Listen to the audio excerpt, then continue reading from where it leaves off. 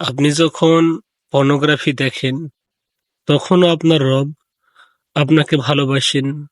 আপনার চোখের পাওয়ার নষ্ট করে দেন না, তখনও আপনার রব আপনাকে ভালোবাসেন।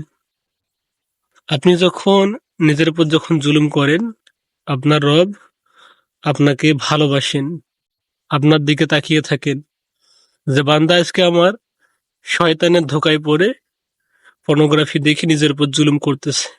আপনার রব আপনার দিকে তাকিয়ে থাকে।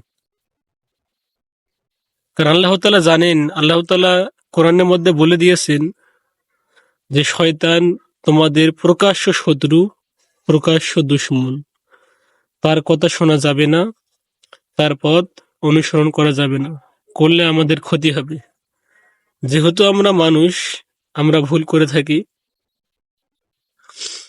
যদি আপনি খাঁটি তওবা করতে পারেন, মালিককে বলতে পারেন মনের কষ্টগুলো, যে মালিক, আমি তো শয়তানের ধোকায় পড়ে নিজের উপর জুলুম করে ফেলেছি, আপনি আমাকে সাহায্য করেন, আপনি আমাকে বাঁচান, আমি এগুলো কাছ থেকে বের হয়ে আসতে চাই, তাহলে আল্লাহ তাআলা আপনাকে অবশ্যই সাহায্য করবে।